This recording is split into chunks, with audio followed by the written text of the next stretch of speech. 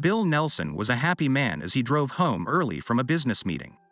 He had just closed a great deal for his company. His commission on this one deal would put him far ahead for the Salesman of the Year title. That would give him a great bonus, and his commission alone would be well into the upper six-figure bracket. Everyone Bill did business with smiled when he entered their office. He was always bright, pleasant, and cheerful. He always had a new little joke to tell, and he brightened their day. He was known to be completely honest in all his dealing with everyone. He refused to sell any of his customers' equipment that he knew would not be profitable for them. He was completely familiar with his company's products and with the equipment that his competitors sold. At 35, Bill was an average man in every way. He was in excellent condition and ran a couple of miles every other day.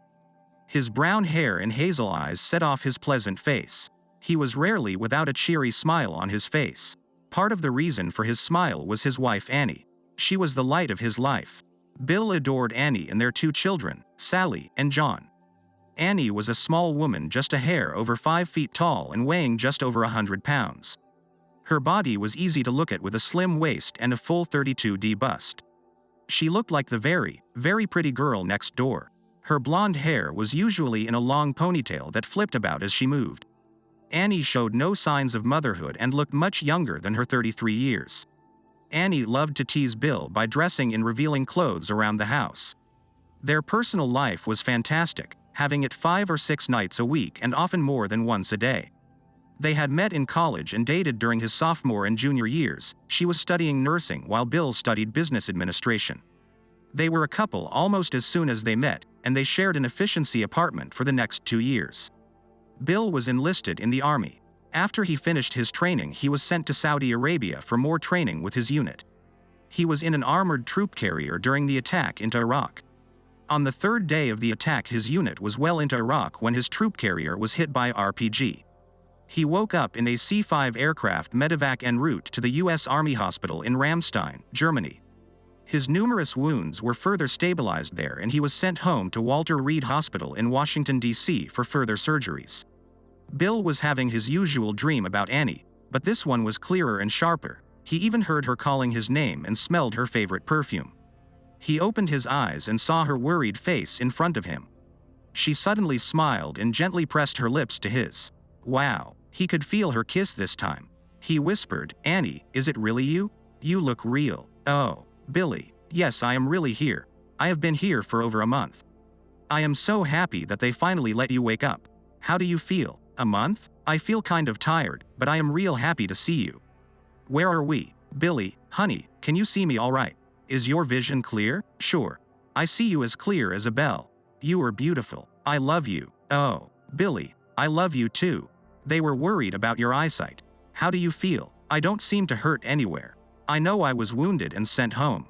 "How bad is it? Am I going to be okay?" "Annie, give it to me straight. Am I going to able to be a man for you?" Annie looked him in the eye. "Yes, dear," she giggled, "and I know you are fine down there. I have given you sponge baths and played with you, and you respond to all kinds. You work perfectly." She blushed. She was serious again. "Bill, you had 47 wounds, some minor, some serious. As best they can tell, when the grenade hit, small fragments of steel sprayed inside the troop carrier and bounced all around the inside. You have wounds entering from many directions. Some went all the way through, a lot stayed inside you.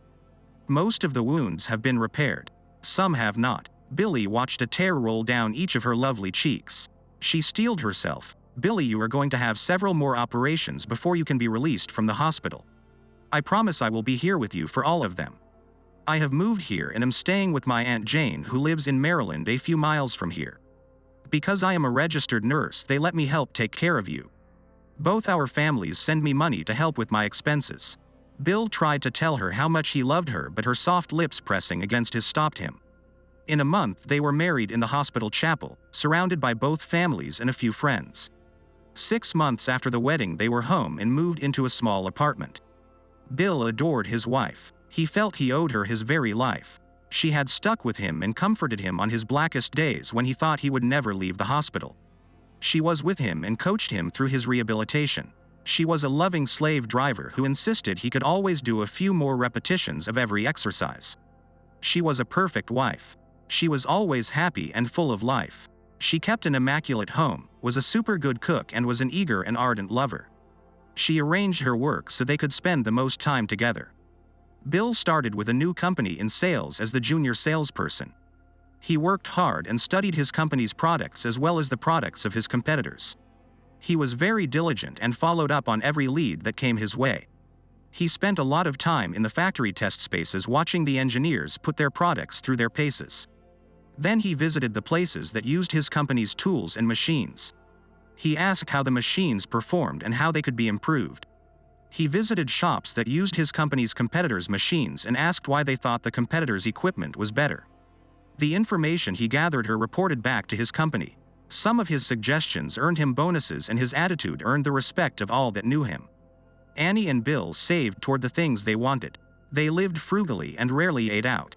As his skills as a salesman improved and his income grew, they were able to purchase their first small house. The two of them set goals and a timetable for the completion of those goals. Bill loved to fish but rarely managed to get away to do it. Annie attended a women's club meeting the second Wednesday of each month.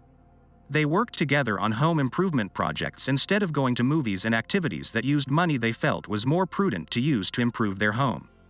They each monitored the clothing of their spouse and carefully ensured the other maintained an attractive appearance. Bill loved it when Annie looked her best. Since Annie wore scrubs at work, most of her clothing money was spent on leisure clothes. She did manage to afford some new clothing each month. 2 years into the marriage, things were a little bit ahead of the plan, so they jointly decided to start their family. Within a month of going off the pill, Annie happily reported she was pregnant. Because of the excellent benefits they both had in their jobs, the out-of-pocket expenses were less than projected. Bill got busy in their little workshop and turned out a very professional-looking crib and all the other baby furniture Anne requested.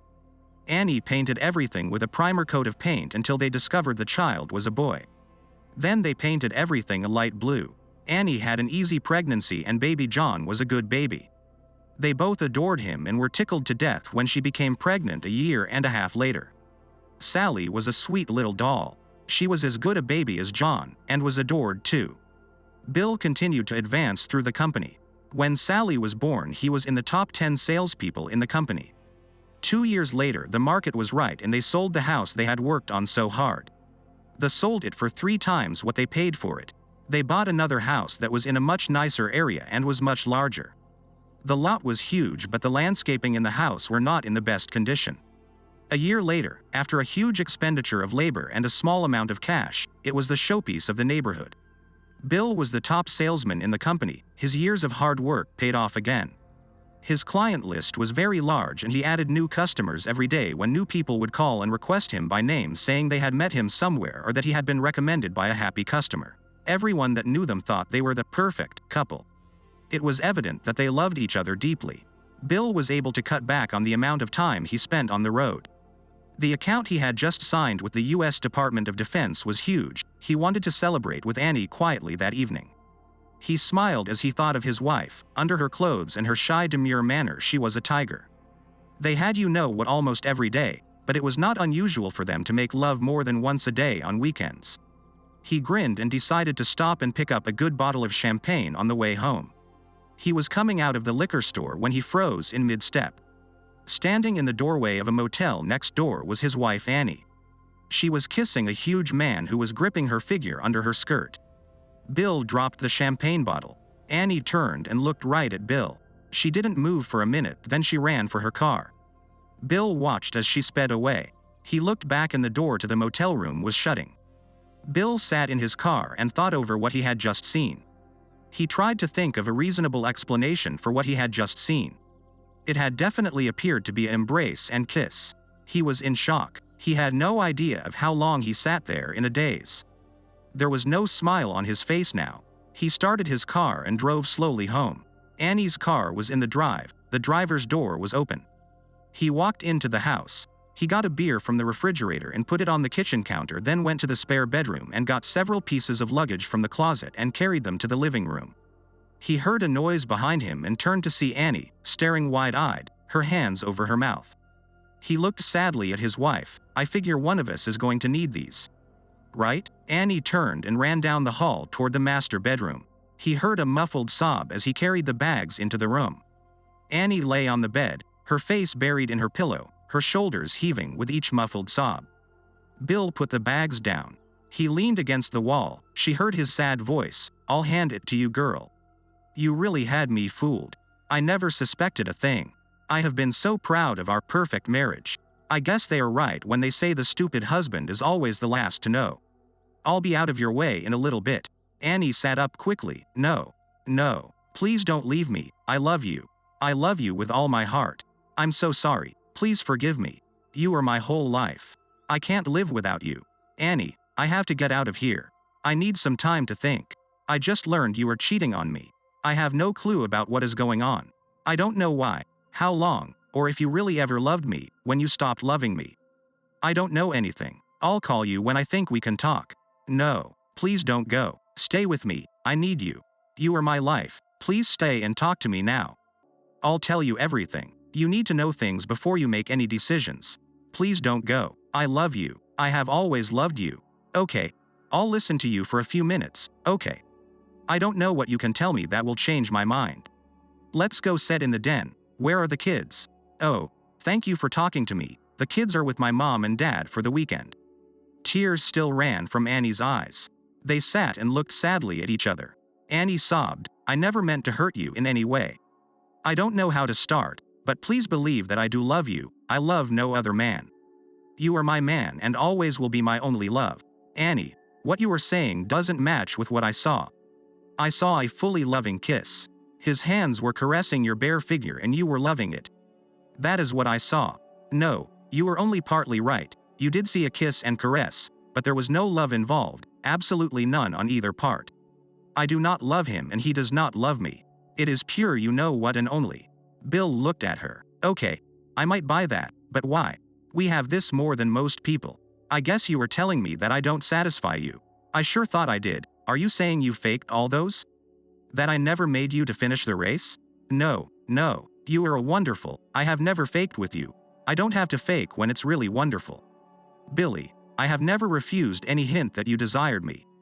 I don't believe I have ever turned you down." Bill smiled gently. "I never felt that you did. Shows how dumb I am, doesn't it? Are the kids mine? Oh my God. Yes, the kids are yours. Yes, yes, you are the father of our kids. There has only been one other man. How long has this been going on?" "Since high school. I dated him before I met you." "What? You have been screwing him all of our married life?" "Our whole marriage has been a sham. I have been a spectator all along?" "I don't know what that is. But it hasn't been all the time. I don't know how to explain this. He was the first man I ever had relationships with. He is much bigger than any man I have ever had. With him it was different. I never loved him. Oh, he is nice enough, but there is no love involved. No real emotion, no feelings of a need to be with him other than for the you-know-what. Then I met you, Billy. You turned me on in every way. I couldn't get enough of you. You satisfied all of my needs and fulfilled my desires. Then why are you still going with him now?" "Billy, I wish I had an easy answer for that, but I don't. All I can tell you is that I had not been with him for months when I heard you were wounded. I was still in total shock when we met accidentally in a grocery store. We went to a bar and had a drink and I ended up drunk and woke up in his bed in the morning. We had something and he took you off of my mind for a little while. He knows how much I love you. He loves his wife too, but he says I am the best he has ever had. We do not have a regular schedule or anything. It is always more than a month apart. Sometime 3 or 4 months go by. Then the urge builds up and I need to see him. Honey, please believe me, it is not a fault of yours. It is completely my fault. I don't know why I get that way. It is a sickness inside me. I want to die for the hurt I caused you. I guess that would be the best thing that can happen." Billy looked at her. He could tell she was in agony. Abject terror was written on her face. He couldn't help it. He took her in his arms and held her tightly to his chest. She looked up at him. She sobbed, "I do love you, Billy. What can we do? How can I fix this mess I have made of our lives? I will do anything, anything at all to save our marriage. I am not thinking of myself here. I am thinking of the kids. They need both of us for the next few years. Then I will give you everything and release you from our marriage. What do you want now? An open marriage so you can continue to see him whenever you want?" "No, that is not what I want. I just want you. If you want to date other women, I guess that would only be fair to you after the way I have behaved. Annie, I still love you, I always will. Can I ever trust you again? Can I forgive you? I don't know. I still have a need to think this over. I have to consider what is best for the kids. I am not sure about my own feelings right now. I want to hurt you both, to smash something, break something. I think I need to leave for a while until I get better control of my feelings. Sob. I don't want you to leave, I'll be a wreck before the kids get back. Please stay a while longer. Please. Okay. I'll stay if you answer some more questions for me. I'll answer any questions you have. I want no more secrets between us. How many times did you know what out of you? Never. I could never do that to you. Never. I always showered before you came home. Always. I was always fresh. Tears ran down Annie's cheeks. Bill looked at her closely. If I took you now, would you be? She looked down and softly murmured something. I couldn't hear you. What did you say? I said, no, I will not go with you now. Why not? You know why, right? Did you ever was with him on our special days, anniversaries, birthdays or such? No, never. You did was with him while I was in the hospital, didn't you? No, it was before you were home. I was not with him again for several more years. He lost interest in you? No, he called but I refused to meet him. Then after 3 years he called week after week, and then he called for about 5 days in a row. Then I gave in. I don't know why. I guess I am not enough of a man to satisfy you. Oh, Billy, it wasn't that. I don't know what it was, but he isn't better than you, not in any way. He never was to me the way you always do. He never once made me feel as good as you do. Half the time it would hurt. He would forget about it. If he calls again tomorrow, can you be sure you will not go running to him? Yes, I will never go again. He will never call again either. I called him as soon as I got home. I told him if he called again I would tell his wife just before I shot him. He knows I will do it too. I know he has to be scared to death one of us will call his wife and tell her. Bill felt the anger draining away from him. He felt so sorry for her. He had never known her to lie to him before. Was not telling him for all those years a lie? He didn't know. Tears ran down her cheeks again and her small body shuddered in her grief. What would you do if I had done that to you? Annie stared at him, her red-rimmed eyes fixed on his. She sobbed then wailed, oh no. I would never forgive you. How could you do that to someone you love? How could I? We. Oh God. What have I done to us, to you, to our family? Her body went limp, she was still. This scared Bill. He shook her. Nothing. He screamed at her, Annie, you. Wake up. I love you. Don't do this, you be. Wake the F up or I'll hate you for all eternity. Her eyes lids quivered. They slowly opened. She looked at him. She whispered, please don't hate me. He kissed her gently on her lips. Her eyes were huge as she whispered, I love only you, Billy. I'll do anything to make it up to you. I can't bear the thought of a life without you as my husband and best friend. Annie, I have the same problem. I have thought about how my life would be without you. It wouldn't be a life, it would be hell. I was so happy today on my way home. I just signed contracts with the Defense Department that will set us up for life. Now they mean nothing to me. They mean nothing to me except that it makes me very proud of you, Bill. I am not at all surprised. Not at all. As she turned her head from him, he saw tears course down her cheek. She turned and walked to the window looking out into the backyard. Bill watched her stare out the window. She slowly turned back to face him. Billy, I guess it would only be fair for you to find a girl and try to get even with me for the hurt I have brought you. Bill looked at her. I'll take that under advisement. That is a possibility I haven't considered. That could be a solution to our problem, or it could cause more problems. Would that lead to an open marriage where we could date anytime we wanted to as long as we came home once in a while? I guess we could make a schedule so we could take turns going out so the other could babysit. Annie looked at Bill and then turned and walked slowly towards their bedroom. Her look was totally unlike her normal posture. She walked slower than normal, her shoulders and arms slumped forward, and her head drooped. It took him a moment to realize what it was.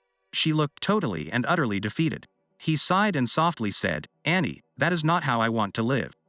Her head snapped around. He continued, I want to go back to the life I thought I had before it fell apart, only I want to be real. Oh, Billy, it was true 99% of the time. There was never a second I didn't love you. I was never with him that long, less than an hour each time and only 4 or 5 times a year. While that was only a fraction of the time you and I have been together, it was too much. It never should have happened at all, not for even 1 second. She looked sorrowfully at him. I feel so dirty. Please let me go clean up. Will you promise to be here when I am done? Bill nodded. I'll be here. It will give me a chance to think for a while. Bill sat and thought about their situation. He knew without thinking that a divorce would be the worst thing for the kids. Their children had been raised in what appeared to be a close, loving family. A split would devastate them. What was best for Annie? She said she didn't want a divorce. Was that really true? Knowing how much she loved the kids, he knew her first thought was about what was best for them. She was probably afraid he would try to take the kids away from her in a divorce. Was she really in love with her boyfriend? Would she marry him and raise the kids with her boyfriend as a family? That presumed that the boyfriend wanted that too. He already has a family. Would they try to live with all the kids in one big family? The more he thought about it, the more confused he became. There was no way he could reach a conclusion without more information. He heard a slight sound and looked up to see Annie watching him. She appeared to be very uncertain about what to say. He smiled a little wan smile. Anne, I need some input from you as to where we go from here. I don't know who you are anymore, and I have no idea at all about what you want. Even if you tell me something, I don't know what to believe anymore. Oh, Billy, you know me. I will never lie to you, you know that. No, Anne, I know no such thing. I knew you would never cheat on me. I knew you were always and forever faithful to me. I knew you loved only me. I knew you would never do anything to ruin our marriage. I knew I could trust you with my very life. Now all that is gone, right? I have nothing to base any decision on. I am trying to reach a reasoned answer to our marital problems, and I have nowhere to start. Tell me what your ideas are. Like I said, where do we go from here? Anne stared at him for a long time. Then she walked and looked out the window. She turned and looked at him. No, Billy, you were not wrong on all those things. I did love you, and I do love you. I will always love you. I made an insane mistake years ago, and then went against every fiber in my body and soul and continued to periodically repeat that stupid mistake, believing that what you didn't know couldn't hurt you. I would give my life in a second if I could undo what I did.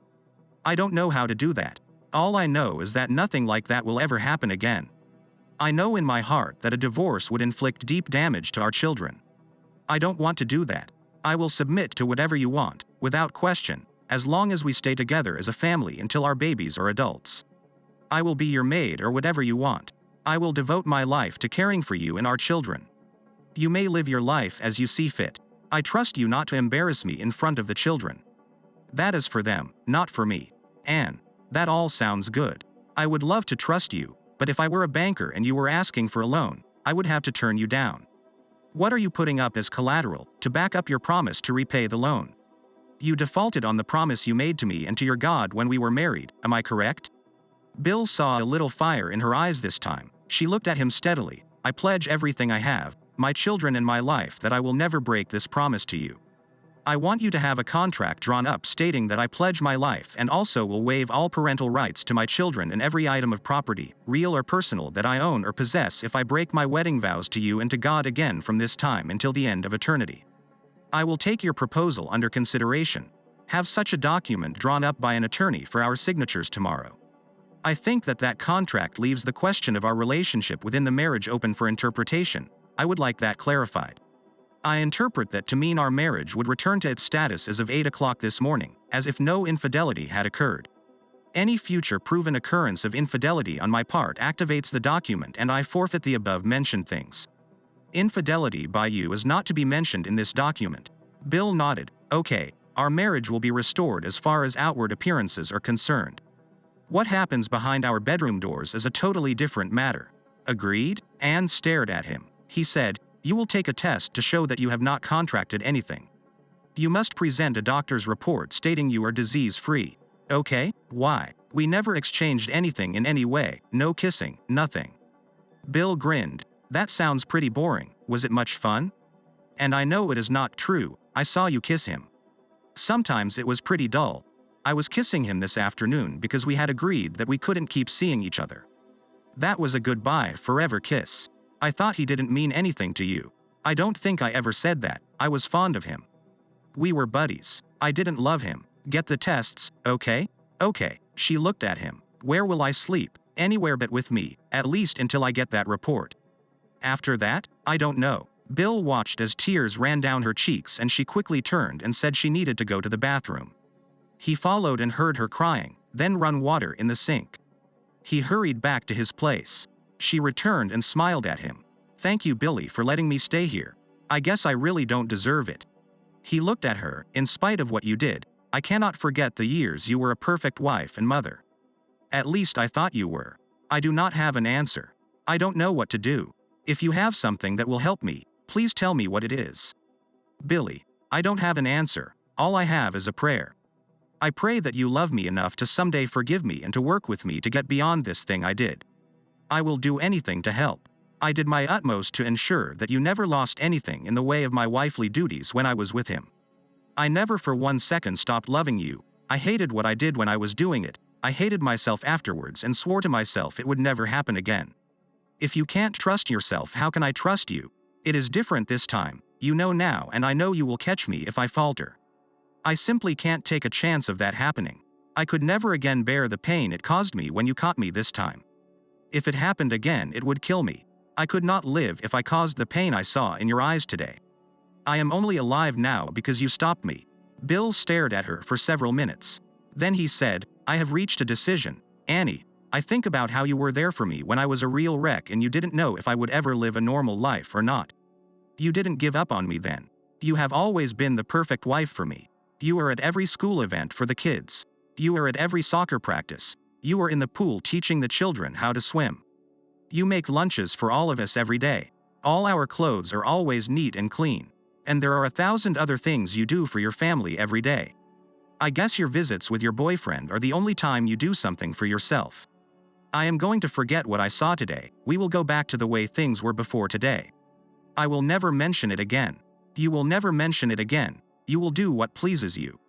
I just ask that you be discreet. The discussion is over. What is for dinner?" Anne shook her head. "No. It will not be the same. It will be the way it should have been. And the children are due home any second. Do what you normally do. Get dinner ready or order from out. We can talk more after dinner." "No, dear. The children are at my folks for the weekend. I have to get them Sunday evening. I was planning on a quiet romantic weekend with just the two of us. I guess I ruined that." "Anne, dear, please be quiet. Forget I saw anything. Let everything get back to normal. We can discuss this again sometime in the future if you feel the need to bring it up again. I am pretty much at peace with my decision. I think it would be a serious mistake to open this up again. It might not come out the same again."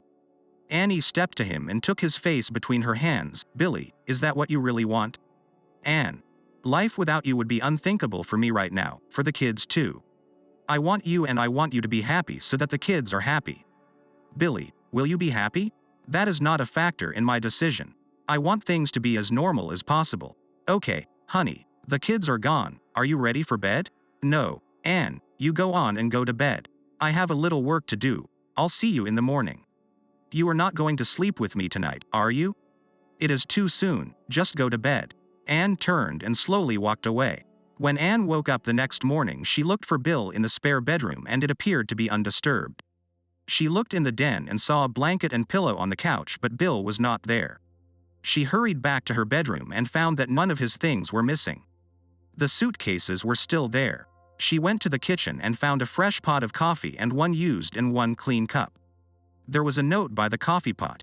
It read, "Anne, gone out for a while, will be back before noon. Do not plan on romance tonight, I have something else in mind. Bill." Annie sat and drank a cup of coffee. She thought about breakfast, but she wasn't hungry. She had gotten very little sleep last night. She had been on her back in their bed, looking at the time projected on the ceiling by the alarm clock. She recalled seeing 4:57, and then she must have fallen asleep. She remembered going back over what had happened yesterday. She kept hearing the explosion of broken glass from behind her when she was kissing Jason goodbye and turning to see Bill standing and looking at her. The expression on his face was etched in her memory. She would never forget seeing the disbelief turn to realization of what he was seeing, then change to severe agony. He looked as if he had been stabbed with a knife. Anne had wanted to run and comfort Bill, then realized she was the cause of his pain and she fled. God, that had been the worst day of her entire life. It didn't look like today was going to be any better. She looked down. Her gown was wet from tears dropping from her eyes. She wanted to just crawl back into bed and get some sleep, but she knew sleep would not come for her for a long time. She didn't even bother fix herself any breakfast. She knew she couldn't possibly keep it down. She heard her cell phone ring and she grabbed her purse. She looked at the caller ID. Jason. What was he doing calling now? Anne flipped her cell phone open. Yes. What's wrong? You told your wife what? No. He didn't toss me out on my ear. He said he wouldn't leave me, but I know it was very close. He is still very pissed. I don't know if I can salvage my marriage or not. Hell no. I never want to see you again. What? What idea do you have to get us both out of this mess? You are nuts. Bill will never agree to that. Will your wife? Get her to agree first, and then I'll ask Bill. Okay? Anne didn't really expect to hear from him again, but her phone rang again after an hour. It was Jason. She will do it? Tasha will meet with all of us? Are you sure? I'll talk to Bill and call you back. When Bill returned at noon, Anne told him she had something she wanted to discuss with him. She told him that Jason had called. Bill started to rise. Anne quickly said, Jason told his wife the whole story. He was afraid that if she found out some other way she would take their kids and leave him. He said she is furious and is insisting that he move out. She says she wants to meet with you and me. She wants all of us to sit down and see if we can come to a solution to this, working together. She is a marriage counselor, a psychologist. Bill stared at Anne. You have got to be kidding. She wants all of us to get together? Yes, she seems to have some ideas she wants to try. She will only discuss it with you. Let me think about it. Bill looked at Anne for several minutes, then said, Okay. I can't see how it could hurt any more than I already feel. I'll try anything. Tell them the sooner the better. Anne stood and walked to the phone and then sat back down across from Bill. She looked blankly at the phone. She got back up and went into the hall and came back with her purse. She took out her cell phone and tapped a few keys. She looked surprised, then said, Mrs. Cabot, this is Mrs. Nelson. Is Jason there, please? She paused, and then said, Yes, Mrs. Cabot, this is Annie. I wanted to tell Jason that my husband and I will try anything in the world to save our marriage. My husband is a very handsome, well-built hunk. He is the sweetest, kindest, most loving man I have ever known.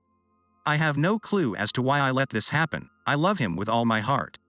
I apologize for having been so weak and foolish. It was entirely my fault. She looked at Bill and sobbed. She put down the phone and ran into the half bath off the hall. Bill picked up the phone and said, Mrs. Cabot, this is Bill Nelson. I assume you are the other aggrieved party. He heard a pleasant, calm voice reply, That is correct, Mr. Nelson. I have to tell you up front that I cannot be very angry with your wife. I have known about her for years. I didn't know they were having an affair, but Jason credits her with saving his life.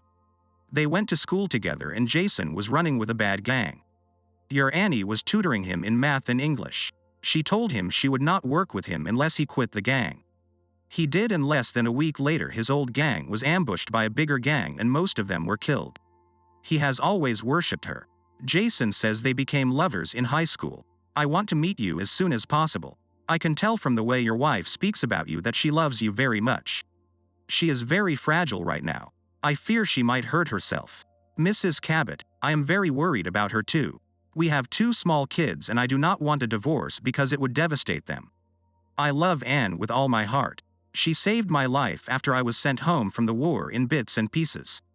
She gave me a reason to live. She was with me for months while I was unconscious in the hospitals. I totally believed she was a perfect wife. Where and when can we meet? I am Tasha. May I call you Bill? Certainly, Tasha. You name the place and the time and we will be there. Our children are with Anne's mother and dad, so we are free. Great. My mother is here to watch our kids. How about your place? I think Annie would be more comfortable there. Tasha, I agree. When would you like to come? We should be there in 45 minutes to an hour. Okay, perfect. Anne came back, wiping her eyes. Bill looked at her and smiled. Tasha seems very nice. We are going to meet here in 40 minutes to an hour. What should I wear? Nice, but casual. He watched her turn and walk slowly toward the bedroom. He said, Babe, I do love you. Annie smiled. Thank you, honey. I love you too, with all my heart. Annie was back in 10 minutes. She was wearing snug-fitting beige slacks with a leopard print scoop-necked camisole and a black cropped blazer and black high heels. Bill grinned. I'm glad you didn't dress up. I can't blame him. You are really hot. He turned away quickly, but not before she saw the tear run down his cheek. The doorbell chimed before she could say anything, and he hurried to the door.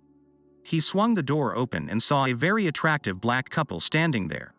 He greeted them politely but not warmly. Bill watched Tasha as she entered. She was stunningly beautiful in a form-fitting red leather outfit that showed her lovely figure. Her skin was a light brown and her hair was a jet black, falling over her shoulders. Jason was a very handsome and very large black man in tight jeans and a light cardigan sweater. He had broad shoulders and a slim waist. Bill guessed him to be several inches taller and much trimmer than Bill was. Bill seated the couple and asked if they wanted anything to drink. Jason asked for a beer. Bill got one for him. Bill was noticeably limping when he returned. Jason grinned. "Too much gym time today?" "No, too many shrapnel holes in my old body from Iraq." "Hey man, I'm sorry. Not your fault, I walked too much last night." Tasha noticed the tears roll down Annie's cheeks. She wiped her eyes with a tissue and murmured, "How far?" Bill looked at Annie, "A ways." Annie shook her head. "How far, Bill?" "Okay, to the river and back." "The Miami River?" Bill nodded. Jason said, "You walk to the Miami River from here and back?"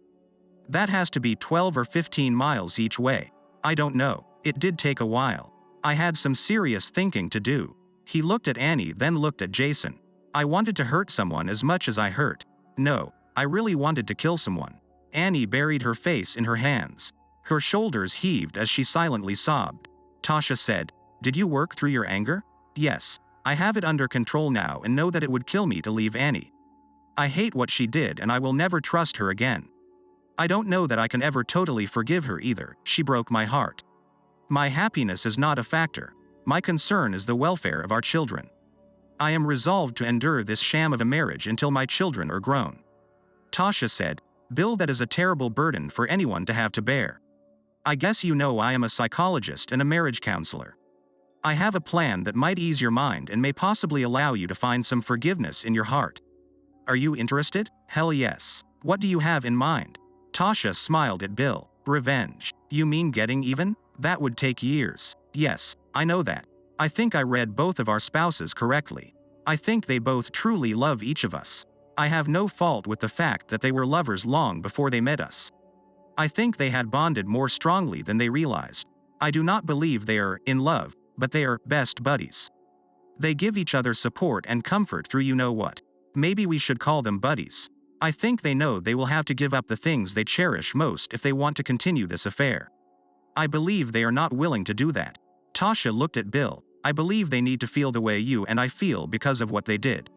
I want to show them how that feels. I want them to feel the pain and despair you feel when the person you love betrays you." Bill looked at Tasha. He looked at Annie and Jason. His eyes narrowed. He looked back to Tasha. "Tasha, you are very beautiful. Would you consider starting right now, with me?" "Yes, I think it would be appropriate that we do it together. We may find that we want it to be a long-term relationship." Bill smiled and walked to Tasha and held out his hands.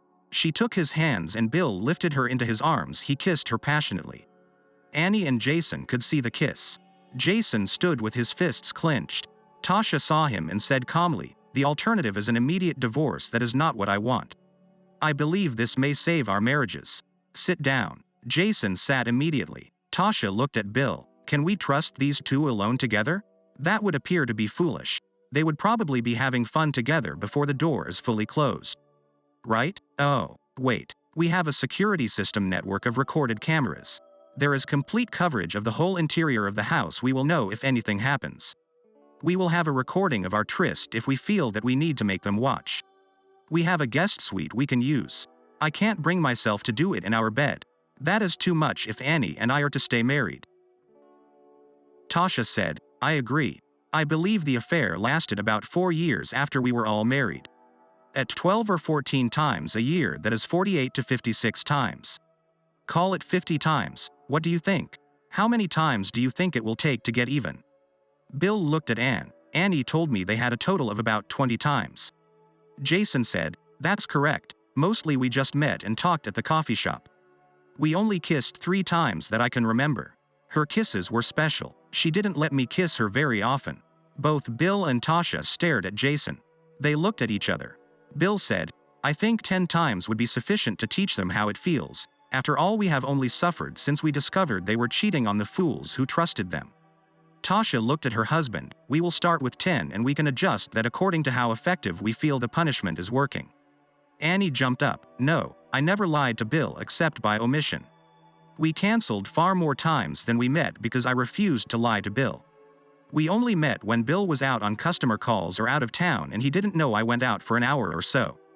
Tasha looked at Jason. He stared back at her. He sighed. I lied to you sometimes, not very much though. Annie got on my case real hard if she found out about it. He turned and looked at Bill. Bill, Annie loves you more than you can possibly know. She worships you. All she talks about is how wonderful you are and how lucky she is to have you. She always made sure I knew you were number one in her life. Maybe even ahead of her kids who she adores too. I believe she loves me too, but in a different way. She somehow feels responsible for me. She needs me some way or another. The thing was just an old habit I really loved. It was different, like a forbidden treasure I could only touch now and then. He looked at Tasha. Honey, our life was entirely separate. My love for you is different.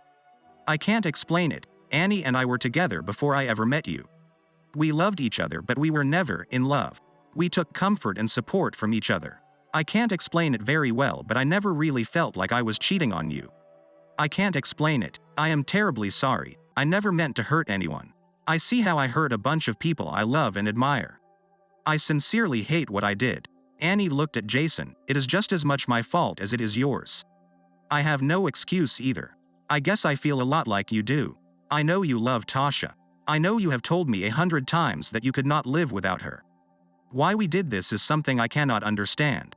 Tasha looked at Bill. I think we have all the rules in place as to what you and I will do. She looked at Annie, then at Jason, and said, assuming both of you want to remain married to your spouse, it must be understood that there can never be any contact between you again. I believe the bond between the two of you is very strong, so I will make an exception. At your request, no more than once a month we can all meet together so you can talk and see each other. By see, I mean just that, see and talk and nothing else. That is if Bill will agree to that. Bill looked very serious. I have reservations about that. I think we can continue without my decision on that today. Jason, you may go to the bathroom now because when Tasha and I leave the room in a moment, you must not leave your seat until we return. That goes for Annie too. Jason stood and Bill showed him the bathroom. Annie headed for the master bath. When Annie and Jason were back in their places, Bill said, you may not leave your seats for any reason, you may talk. If we are going to be over an hour, one of us will let you know and give you a break. Each hour counts as a session. He looked at Annie and blew her a kiss. He turned to Tasha and took her hand and led her to the guest suite.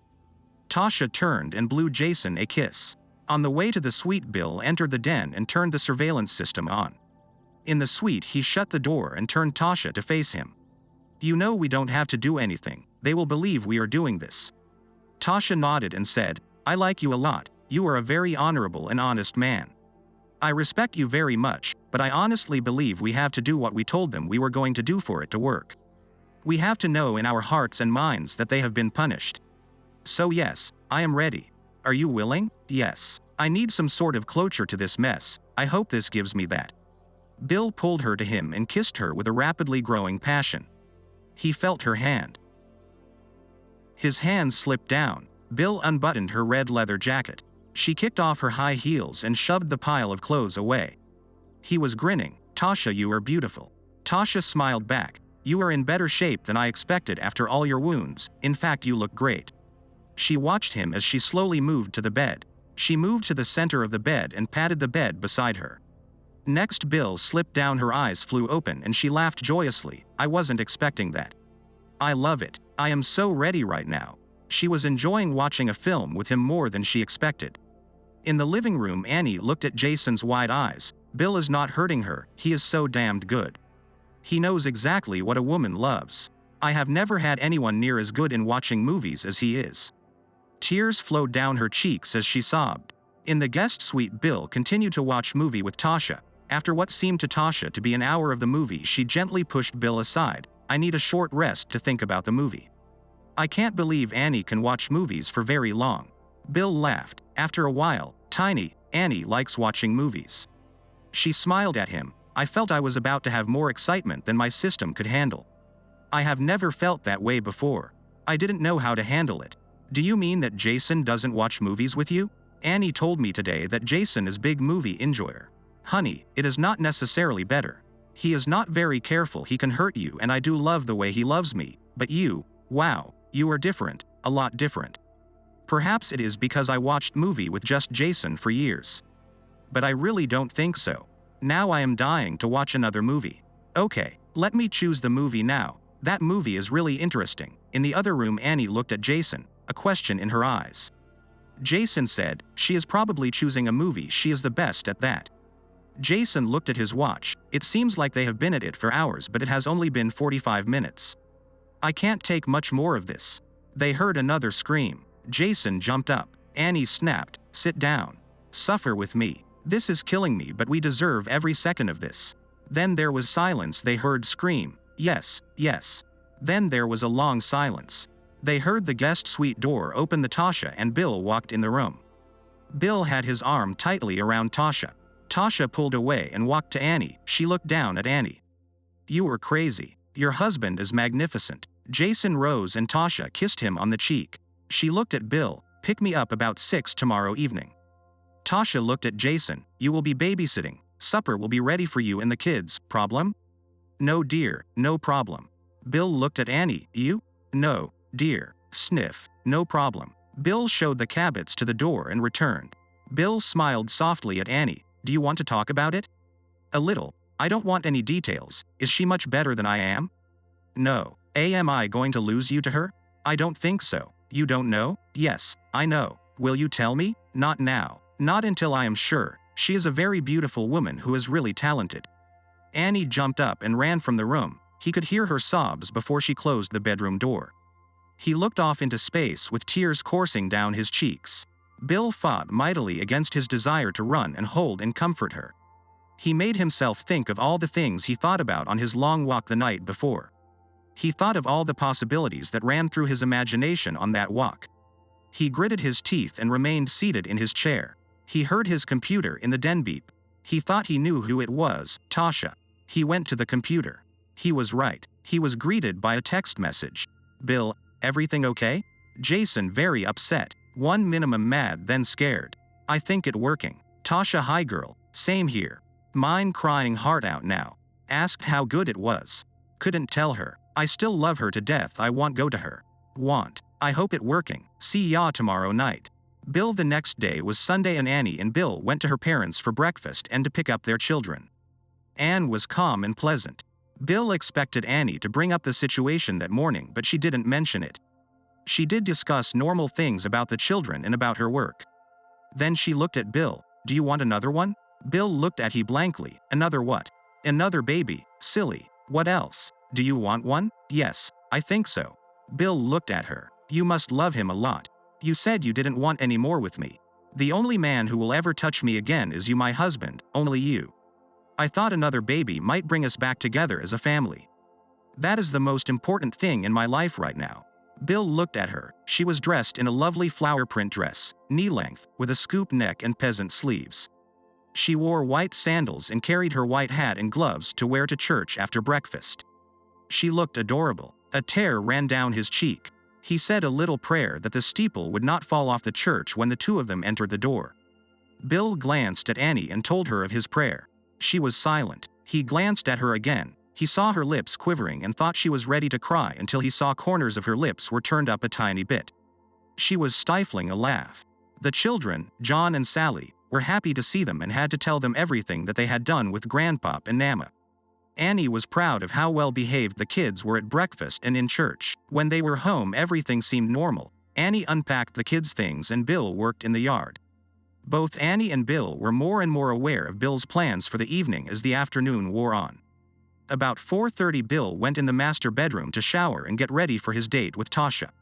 He saw Annie had laid gray slacks and a blue blazer with a pastel blue shirt and a deep blue tie with thin diagonal neon blue stripes.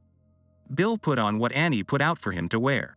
He entered the kitchen and Annie turned from what she was doing and walked to him. She looked him over. You look delicious, honey. I want both of you to enjoy yourselves. Please know I'll be thinking of you. I love you with all my heart. Go on. Don't keep her waiting. Bill rang the doorbell to the large home in an upscale neighborhood.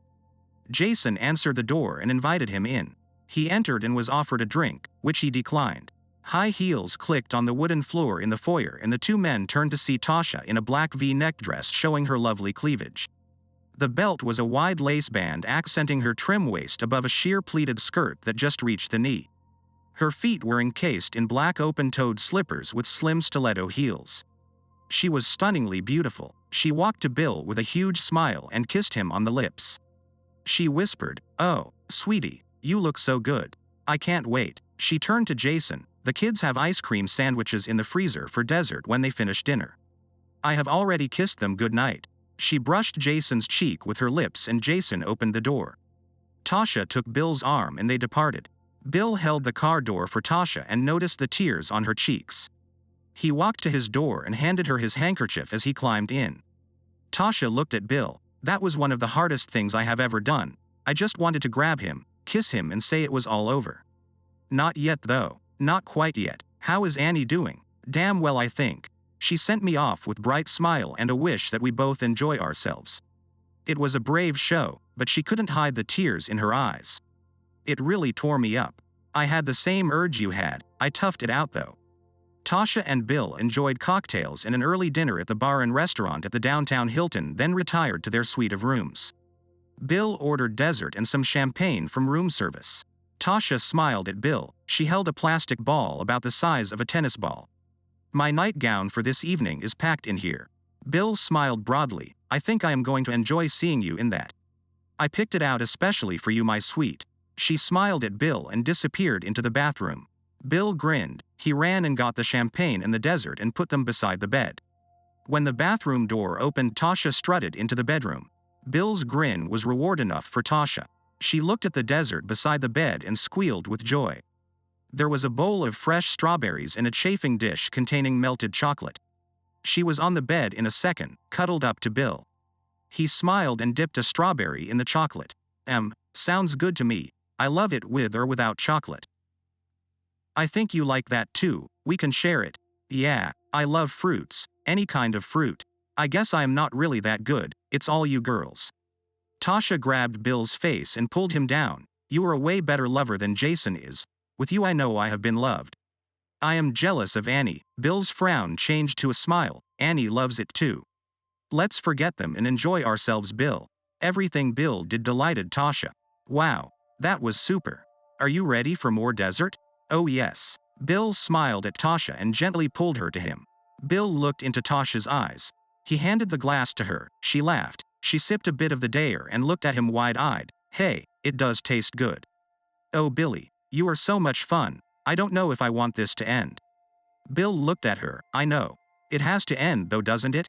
Tasha smiled and said, "If we continue, this is going to be very difficult to stop. Then we'll be as guilty as our loving spouses, won't we?"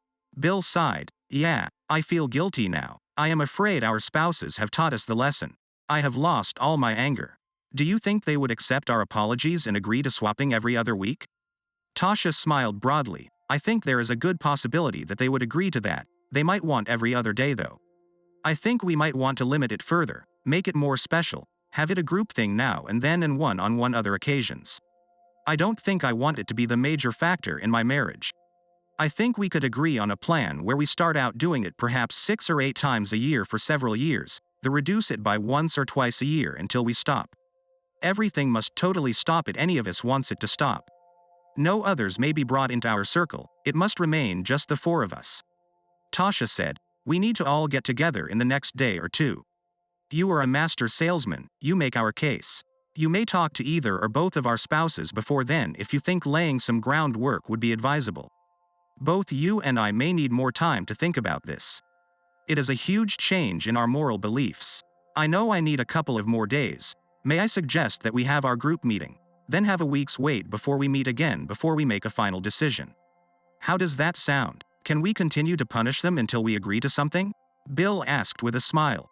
Tasha threw her arms around Bill's neck. "Sweetheart, I am afraid I am falling in love with you. I still love Jason too though. Because we both have children and deep bonds with our other halves, I think we need to plan on being with them in our golden years. It will be hard, my love, but I believe it is what we must do. That we can be lovers once in a while is the best we can do." Tears were running down her cheeks. Bill gathered her into his arms and kissed her tenderly. Tasha, honey, look at it this way. Think of how wonderful it is that we have had these few short hours together. We have only another hour or so tonight.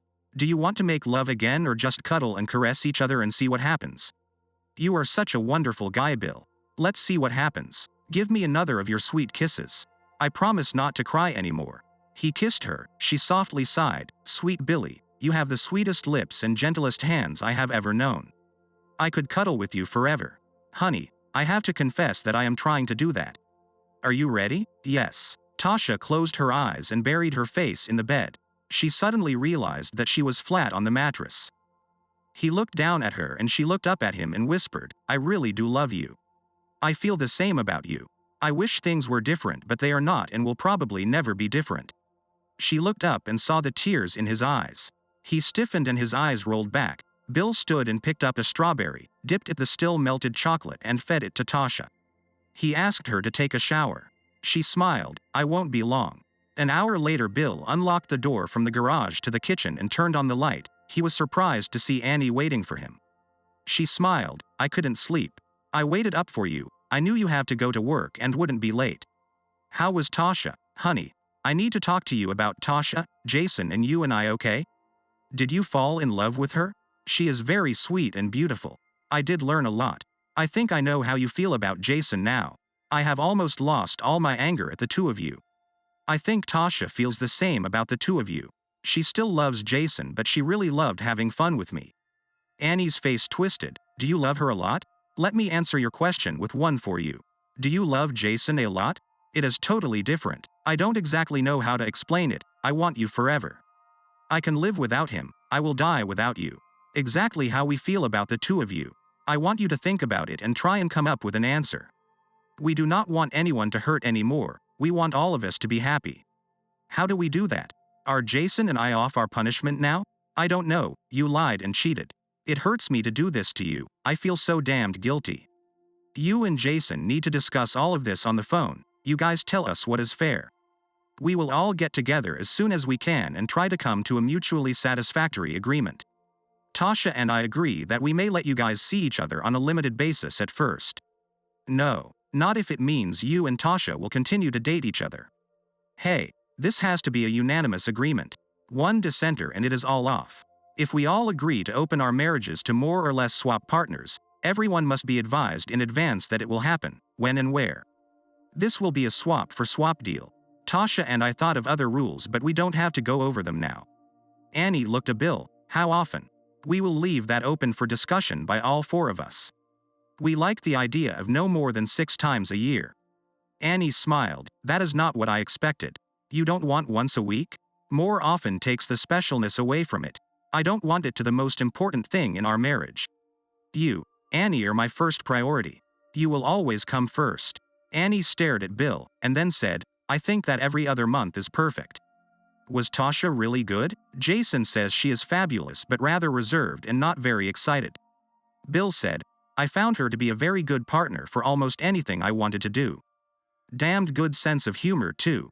Annie looked in his eyes, more fun and exciting than I am. Annie, no one is as much fun as you are. You have always been perfect for me. I can't speak for your other lovers, but I could never resist you and never found any fault with your performance. Billy Nelson, as God is my witness, I have only been with 2 men in my whole life. You and Jason. Jason was my first, then I met you, and you have been first in my life in every way since then. I just adore you. There is no competition, none. I don't want that close a comparison, not an hour or so apart. I am tired. Can I sleep with you tonight? I don't sleep at all without you. Yes, dear. I need to be with my wife tonight. The meeting the next day was very cordial. The 4 genuinely liked each other. Bill explained the ideas that Tasha and he had discussed together the night before. When Bill was finished, Jason grinned. Did you and my wife have any time while you sorted this all out? Bill looked at Tasha and smiled. We did a little or something, didn't we? Tasha smiled back. I seem to recall a little kiss or two. Annie raised her hand and Bill told her she had the floor. She smiled at each of them. I need a little clarification on several matters. First, what is the length of each meeting or session with our buddies? Can we communicate with the buddy only at certain times, or are there any restrictions on that? Can we have non-meetings with them if we keep our spouse informed? Can we put 2 sessions together for a weekend? Will we have periodic meetings as a group to suggest changes in the rules? I have more questions, but that should get us started. Bill said, let me give you my ideas on those questions. First, I would like to have 4-hour sessions. Phone conversations should be uncontrolled. Non-meetings should be forbidden. Yes, on weekends, and they should be limited to 1 time per year, and we should meet together when anyone has a question or a problem of any sort with the rules. Annie jumped up. No. I do not like this. I think Bill is planning rules to accommodate affairs and deep intimate relationships between buddies. That is not what Jason and I had. We each had a loving relationship we want to retain and not jeopardize. We were fun buddies, not lovers. Oh, we have feelings for our buddy, but we are not in love with them. I don't want to have an affair with him. I don't want weekends with him. I just would like to be able to talk with him once in a while, and be with him once in a while. Sorry, but that is how I feel. Jason, tell us how you feel. Annie, darling, I do love you as a precious buddy. I care very much about you as a good and wonderful friend. I am in love with my amazing wife. I agree with Annie. Tasha, Bill, honey, they are absolutely right about this. No affairs, no deep relationships, just fun. I want us to even think about the possibility of group. Bill, well, we need to modify the rules. How about this, 2-hour sessions? 1 10-minute call a month other than when arranging for a session. The date will be made through the opposite spouse, who will naturally consult with the mate. No adjoining dates. Did I get everything, honey? Annie grinned. I love it. When does it start and how much longer are Jason and I going to be put through hell? Bill laughed. I assume you think you have suffered enough. Personally, I think 1 or 2 more dates should be enough. Tasha, you have been very quiet tonight. What do you think of all of this? I think you have been very flexible and fair in resolving the problems. I like the final outcome just fine. I hate hurting Annie and Jason. I think 1 more date should do the job. I like this much better than the divorces we were heading for. We should never feel that we are in any way obligated to have fun with our buddy, if we don't want to or just don't feel like it. The idea that we must ask the spouse is great. I don't know if I could get up the nerve to ask Annie if I could be with Billy. We need to each promise that we will never have it with any person outside the 4 of us while this agreement is in effect. Bill looked at the group. I have 1 more proposal to make. I propose that we each consider our buddy to be dead. We will mourn them but never contact them again in any way. They are virtually dead to us. He paused for a few seconds. Give us our vote, Annie? She looked at Bill. Aye. Tasha dear? Aye. Jason? Aye. I vote aye too. Bill walked to Tasha. He took both her hands in his and leaned forward and gently kissed her lips. He whispered softly, I really do love you. I shall truly mourn your passing. Jason kissed Annie and there were tears in every eye as the 2 couples parted forever. Make sure to like this video.